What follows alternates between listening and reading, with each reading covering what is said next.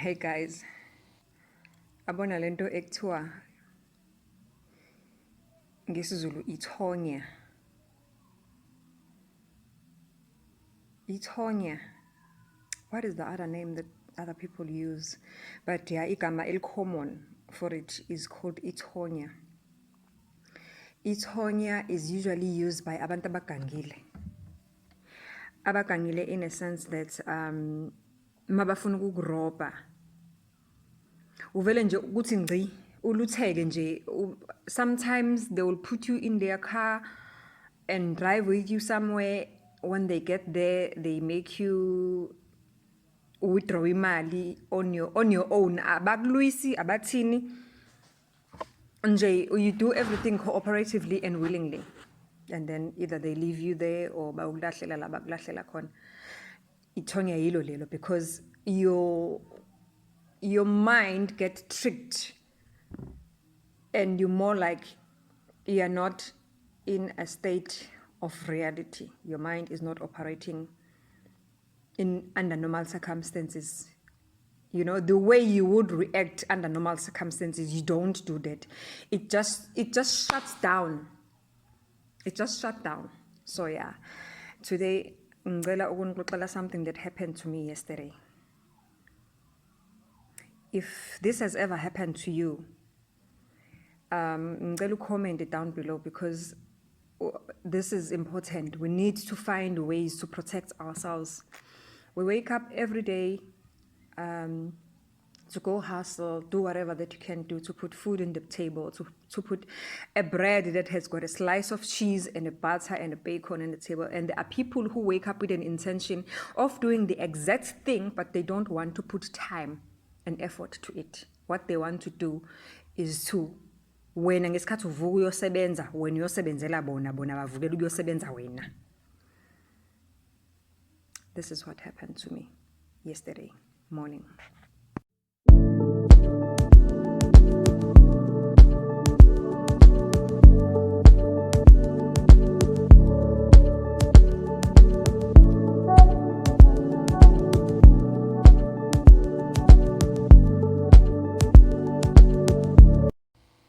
So I work in town, in Durban Central. Those of you who know Durban Central will know that there is this road also. It used to be called Aliwal Street, that road, lawyer. Lomgwaqo ugaso is going up to the beach and down out of town. When it goes out through the workshop and all the way to the north. And then lomgwaqo la uthena khona so, net so. Lapho mawukhuphuka uSmith Street. On the corner of Smith Street, there is a Shell House, which is very popular to a lot of people for a number of reasons, because kunama government offices there. And then what you call other things la on the side, more kuhamba nje ut Alpine Hotel, and then Playhouse, and then all the way out up the Smith Street. Sanibonani guys, anginibingelele nginamukele futhi again kuleli khasi. Igama uZandi Isibongo Umfeka. Intokazi le yasolwandle umalwandle lwandle kalola lwela zinkonjane zona ezihambela le kude phezulu. If you are new to this channel, thank you so much and welcome for joining me. If you have been with me since the early days, just a few days before Christmas, I think 2 days before Christmas I started this channel. Thank you so much. I welcome the new subscribers that I had this week. I had a couple. Thank you so much. And please comment down below everything and anything that I am saying. And if this has ever happened to you, let us educate each other and give each other tips of how you can, if there is a way to avoid finding yourself in the situation I found myself yesterday. This is important. And as you know, this page is educational. So yeah, guys, let us educate each other, because the worst could have happened. So this is what happened yesterday. As I'm explaining to you, I was walking on that road, Ku Alwal, walking down towards the beach side because that's where the office I work is. And as I'm walking, it's in the morning, and I'm right on time. I'm walking very relaxed. I'm always on time when I'm going to work. I always like to be on time. So I walk very relaxed and, just to my day in my head. I'm planning my day in my head as I'm walking and, just how am I going to start my day and everything. Okay, I'm walking. So I'm about to approach a robot le ukhona lika Alwan no Smith Street. So just before I approach a robot, I'm right here now. La on the side kunendawo ekulungiswa kuyona ama cell phones. So last week while I was busy shooting, phone yami le ngishutha ngayo iye freezer.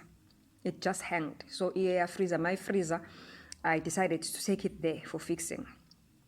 So ngihamba ngiyaqalaza this place ukuthi sebavulile yini, because kenzeka sometimes uguy wakhona beka early and then ngidlula sevulile, noma mina mangabe ngilate nyana, I'm few minutes late nyana, ngiye ngidlule nesevulile and vice versa.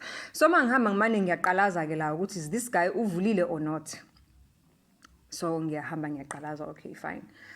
No, ngihambe bese ngibuye ngiyareversa futhi kancane, ngihlahle kancane, ngiphinde ngibhekisise ukuthi am I sure ukuthi uvulile or uvalile, hayi ngibe nesure ukuthi hayi uvalile akakuvuli. So I'm very much early. Okay, ngiqhubeke ngihambe. As I'm walking, there are not so many cars on the road. Friday morning, there are not so many cars on the road. As I'm saying that I was early, but I don't think that was the reason for not many cars. Ever since COVID, I've noticed ukuthi isibalo seyimoto ezihamba eThekwini has somehow reduced. Well, we know what COVID did to us.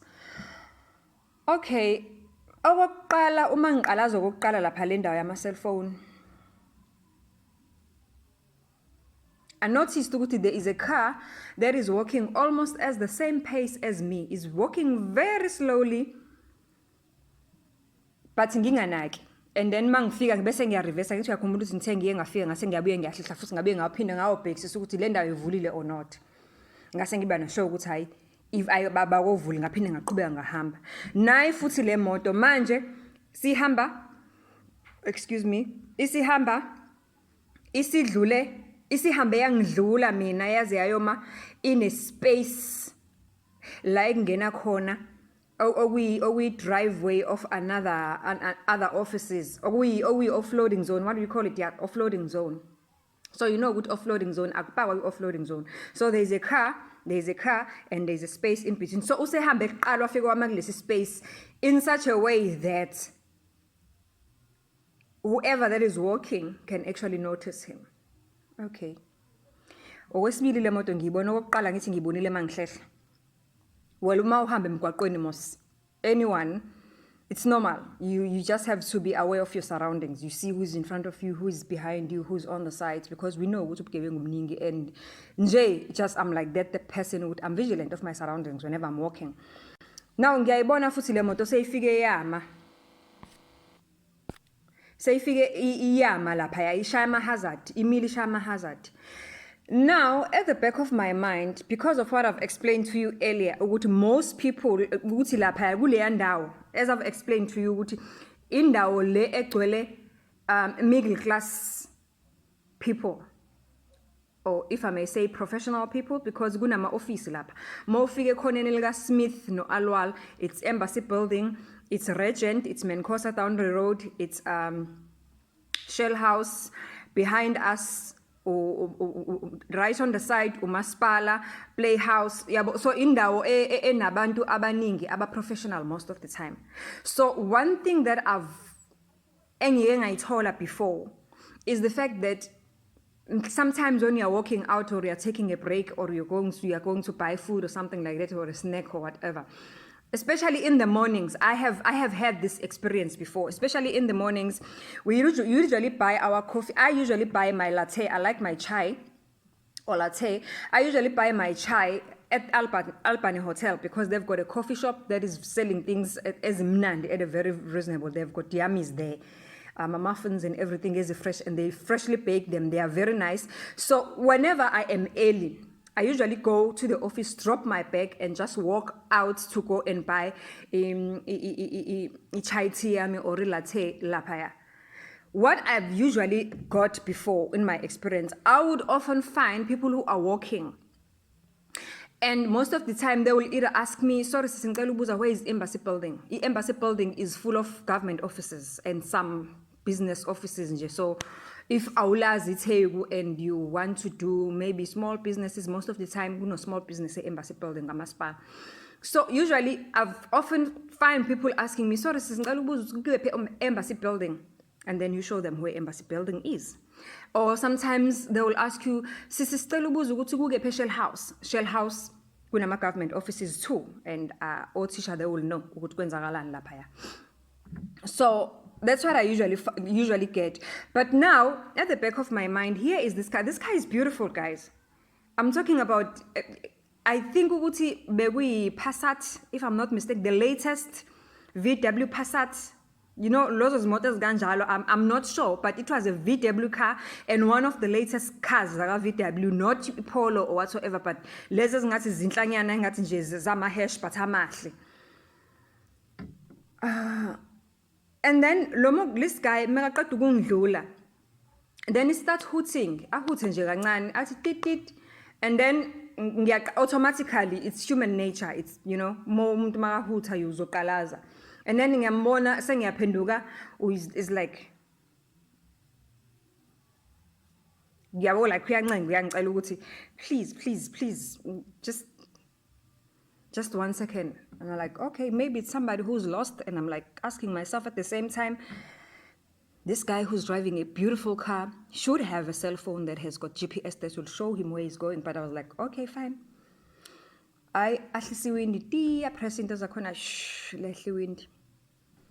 I'm expecting ukuthi uzobuza. Okay. I ngiyabingelele as normal as a normal person will do. Sawubona sisonjani? Hayi ngiyaphila shosho.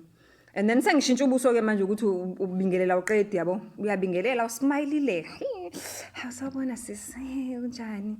How was wamuhle? I'm like ngishintsha ubuso ke manje ungibizela ukungibingelela ungcome ungitshela ukuthi ngimuhle. And I'm like, and he's like how singaxolisa ukubambezela, the reason ngikubiza it's because ngiyakufanisa.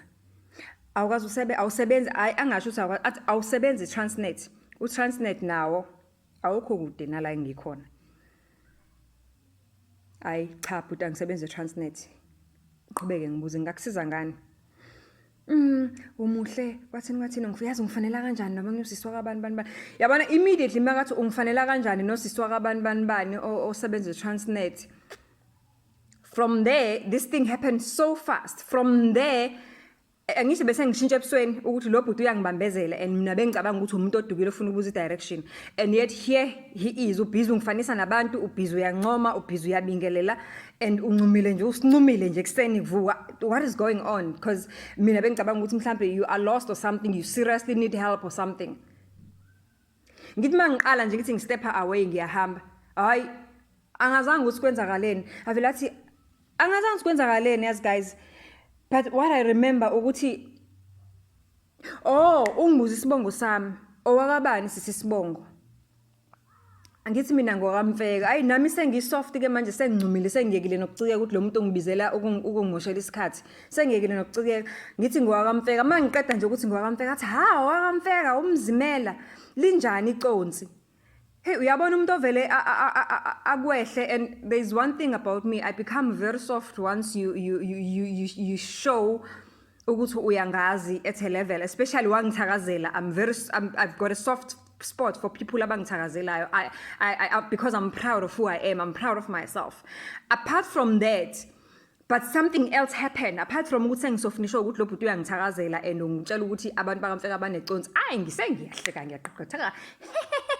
Hey wakugila yini sisakamfeka waqanya kamfeka yini? Yabona nje sengikhohlwe nawo ukuthi ubengicika lo muntu uthi uyangibambezela. Well, I'm not late, but at the same time uyangibambezela because I mean like, what do you want, dude? How? Ngithi mangithi ngiyastep away ngiyahamba. Athi how? Well, so unfortunately for me, I'm just saying unfortunately because it gave me away. Ukuthi I'm wearing i-t-shirt yakabasi. Athi uyendaweni ewukuthi ubuka la esifubeni manje ukuthi ibhaliwe vele ukuthi ngenda. Uyala endaweni ukuthi usho uyakhomba uyala. Hayi gibela ngikhambise ngithi mina hayibo. Ngisengifikile mosla. It's just 2 steps away mengicross irobot sengigwele umgwaqo sengifikile la ngiyakhona. Why should you give me a lift ngiyeduze kangaka? Let me tell you the kind of a person I am. Number 1, I don't do lifts. Number 2, where's a stranger? Number 3, I hate ukushela nokuphaphela nje umuntu engingamazi. Umuvela uzuqhamuka ngiphaphele nje wesestrateni. It's not even indawo set up whereby vele abantu baya socialize wena uqhamuka ngiphaphela nje estrateni. Ngihlisa very fast. That's just me. I'm very feisty. But hayibo guys, ngivele ngithambe nje ngibe uvuma zonke ngivume yonke into ngiyahleka ngiyasimala ngiyancuma ngiyagegetheka ngichazekile nokuthi lo bhuti ungithakazelile ungichazekile nokuthi uthi abantu bakamfeka banamaconsi ngiyalaleyo ngiyayihleka. Hayi ngingene emotweni guys willingly ngizingenele nje emotweni ngibele. My handbag is on my lap obviously because ngisemotweni. I'm putting this handbag on my lap. Livuli roboti ahambe icross imoto aqhubeke. My say and indlela hamba ngayo hamba very slowly. Okay, fine, it's understandable because uhamba slowly because angisho vele nama ngiyikude ngiyehla nje like ngithathe actually at a distance that is about like 150 meters away from my workplace if I may just estimate, if not less. But being very close to my workplace, I was not very far. 250 meters, I was very close. So from corner, if you can estimate, from halfway from corner Alual, no street, no Smith Street, no Alual. Halfway from there, in the middle, somewhere in the middle, I was just 3-4 steps away from the robot and I cross and then ngiphumela emsebenzini. So it's understandable ukuthi lo lift vele bengizonqaba. Besides angisiyena umuntu oka lift nje I you know ulift nje ngiyawuhlonipha ngonixoxela ngelinye ilanga ukuthi kwenzakalani ngise student isiphaphelo lift. So from there nje and besides abantu besifazane guys bayantshontshwa kwenzeka izinto ukujabulela ulift nje esikhathini samanje akusiyona into enhle. Apart from this ke nje sonke siyakwazi lokho. And we are all cautious of that ukuthi isikhathi esiphila kusona asifani nesikhathi sama 80s sebancane kulula ukuphaphela ulift kulula ukujatsheliswa ukuthi ugijelisiwe emotweni enhle. Okay, ahamba mogayi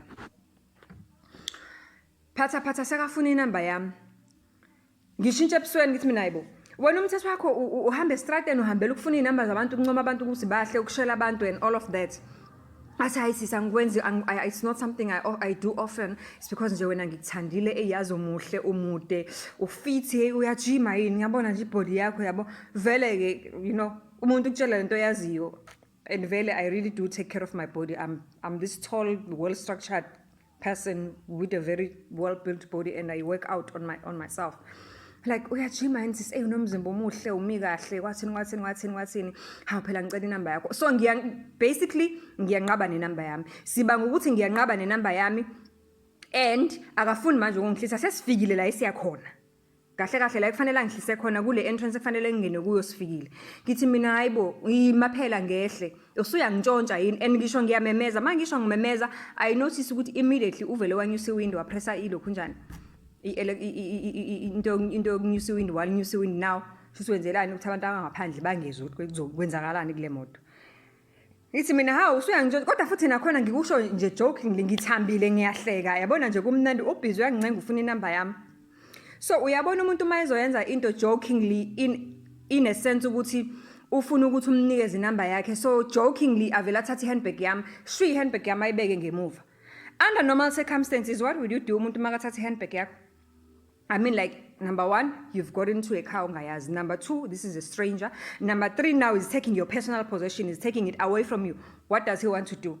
Your reaction would have been something else if you are not under certain influence, ne?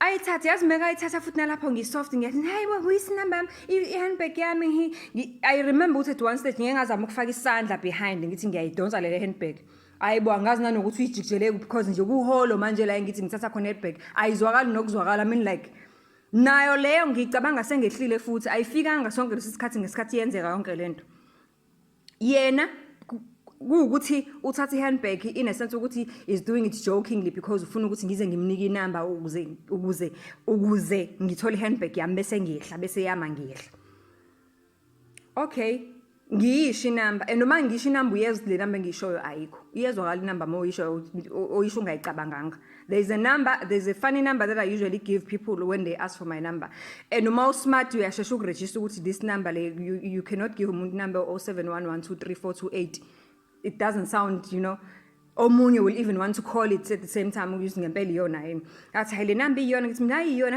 athi izwa nje nami sengiyayazi 0711234283 how ngithi uyabona kusuyayazi number yami ngithi buyisa ke handbag yami sengikunikile inumber ke ngithatha ihandbag ayibuyise ihandbag anginikeze yona ngithatha ihandbag ngehle noma ngehla esengihlisa ke manje sengihlisa kude nalabe kufanele ngihlise khona usabhizi uyaqhubeka hey phela ngifuna ubo wami ngiyakuthanda kwathi ngikuthandile kwathi ngizokufonela yezwa uphuma esikhatsini ngizokuhlangabeza ntambama yabo kuyayiqhuba lento yakhe hayi ngiphume ngehle ngibhura ukutshela so emsebenzini into eyenzakalayo ukuthi ever since kwaqala iCovid kunento esiyigcwalisayo yama statistics just to be sure ukuthi you are not going to infect people and what not uma ngiphuma mina ekseni endlini ngiphume ngakhiya umnyango and then iphone bengiyiphethe ngesandla as I was walking bengiyiphethe ngesandla I completed this survey that we do every day when I finished completing the survey I walked I got into the first taxi I take 2 taxis I got into the first taxi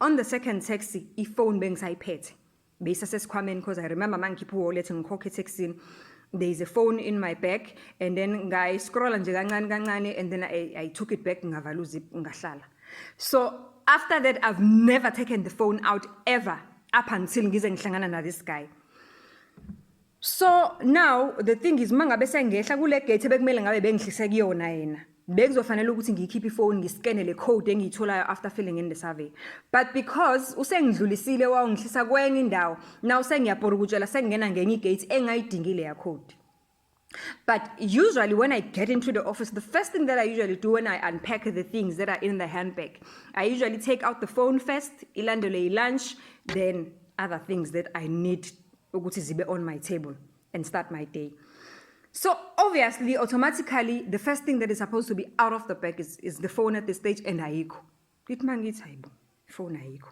phinde ngiqhubeke ngiphethulule ngiyakhipha phone ayikho hayibo iphone ayikho hayibo lithi I've lost my phone guys there are 2 ladies who are usually earlier they are usually at work around 7 in the morning and I'm like guys I lost my phone and yes funny enough as even I'm saying good I lost my phone I'm saying it very angithukile I'm just saying it ngazi ukuthi ngidizzy or something it's mina guys I lost my phone I don't have my phone is not here I lost my phone and yibo abathuka more than me ukuthi hayibo you lost your phone and the first thing abayishoyo bakhuluma ngama banking app are you not doing banking in your phone and what not kwathi illa yazi mhlambe I snapped out of it mhlambe 10 minutes later I snapped out of it guys 10 minutes later I know who took my phone I know who took my phone I definitely know who took my phone that guy who gave me a lift ngenkani ngingafuna ukugibela emotweni yakhe ngazithola ngithamba ngisine kubala ngagibela emotweni yakhe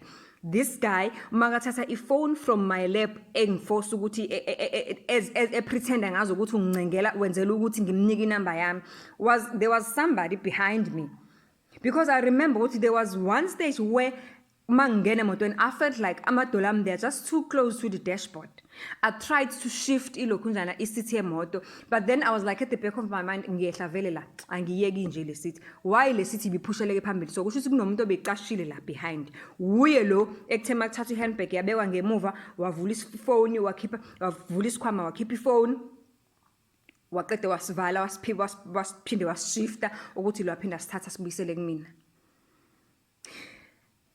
Yes, guys, I snapped out of it at the office. Mangabe manje sengizwa the other voices of other people bekhuluma around me. Hey bo, ulahle phone, uyilahle kanjani?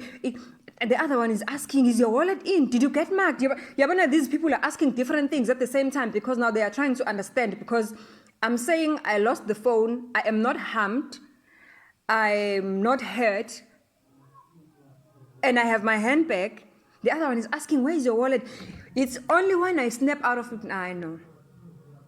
I know who took my phone. And fortunately, handbag is a very handbag irritator. Nami irritator sometimes I am sure he looked for a wallet, but he could not find the wallet. The wallet was still there, and the fact that our distance was short, he did not have enough time when whatever that he wanted to do.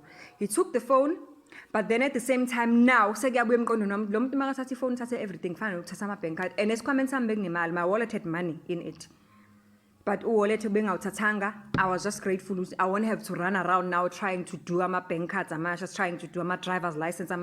There is no process, and I had just received my driver's license. I've just received in renewal after waiting 3 months to machine pugile and stuff not and whatnot into South Africa. So yeah, guys, yesterday I experienced thonya firsthand. I'm definitely sure thonya lile, because I know myself. I would have not taken a ride in a car that I don't know. I did not even see the number plate. In a stranger's car. Edrobheni. Ayinangasekhaya, ayinangakwami la ngihlala khona where I know people. Just nje. Hayibo, guys, into engihlala. And yamana ngalo mzuzu ngikule moto lo 5 minutes ngikule moto. I was like a fool. Bengihleka into engingayazi, ngismile into engingayazi. Lapho mayibuya nengqondo yami khona la ngiyengaphendula khona ngathi oke ngimbuke yena lo muntu engihleka naye kangaka. Hayibo, yayimbi indoda wemaye isho ngeziqhomo. Iziqhome ngazi ukuthi zibazwe ngokhuni nje. Isinekile nje ngema like gosh. Yonke lento ngicabanga bese ngehlile ngesikhathi ngisekuleya moto ezangize yenzeke, and I'm like, yes, I thank God, I thank my ancestors, I thank my guardian angels, because worst could have happened. We have heard of worse stories of women who have been given a lift, and we judge these people ukuthi hayibo in this day and age uvele unika lift nje ujabuliso kunika. I've heard of worse stories of a woman who was raped while pregnant, ethathe lift from a stranger. As I insist ukuthi sizomsa clinic, he was going to the clinic, and I'm like, thank God, because worst could have happened. Maybe this guy ujwayele ukuyenza lento abantshontsha abantu besifazane mhlawumbe abakhiphisa imali abathini aba-rape abathini, and mina he so happen ukuthi agcine angihlise la bengithi ngiyakhona, and he only took the phone, he left the wallet, and he spared my life and any other bad thing that he could have done to me. Guys, ngiyacela, ladies, please be careful. Please be vigilant of your surroundings. I don't know if this has ever happened to you. Please comment down below and share tips ukuthi how do we avoid finding ourselves in this situation. And right now, the tip that I can give you, uma ngabe umelwa imoto noma ngabe kukephi, ngisho ngahuthi thini, misa ikhanda ubheke phambili ungabheki ngisho emaceleni, misa ukhanda ubheke phambili as long as you know ukuthi wena kho moto oyilindele beyizokulanda, misa ikhanda lakho ucishe isiphongo sakho njengalesi sami sibheke phambili all the way, otherwise sizoqhubeka nokuzinto ezimbi ezenzeke ebantwini besifazane no lift, guys.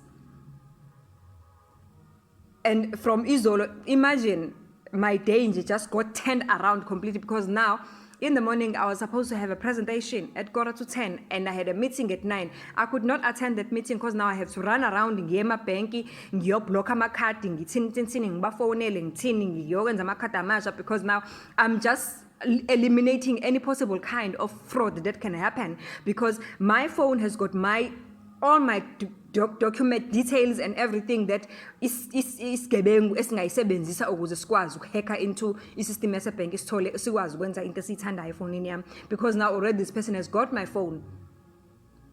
And unfortunately for him, uthathe the cheap phone, the one that I use every day for WhatsApp. Le right yile beyifile engayiphathi nokuyiphatha emgwaqweni, because I use it ukushoota for ama video wenu. Unfortunately for him, the exercise yakhe was a fatal waste of time. He got a cheap phone esibizeli 2,000 rand. The phone yamampela yile engiyisebenzisayo njengamanje, which after it got fixed yesterday, ngidlule ngayithatha ngahamba ngabuya ngezindlini, and now I have to go, I've already bought i-starter pack esisha ngasireka, now I have to do a SIM swap. But nje ladies, ngiyanicela abantwana basekhaya, ngiyanicela, please be careful of lifts. Never entertain any person or kunika lift ngendlela engaqondakali. Uyamazi awumazi, just don't entertain ama-lifts. Ama-lifts awekho safe. Something, I could be telling a different story now. Or I could not even, you could be wondering 3, 4, 5 months down the line what happened to Uzandile. So please guys, be careful. Ngiyanithanda kakhulu. And if you've ever find yourself in this situation, please leave a comment down below. Let's talk about this and find ways to eliminate such things to happen to us. I love you. Have a lovely evening.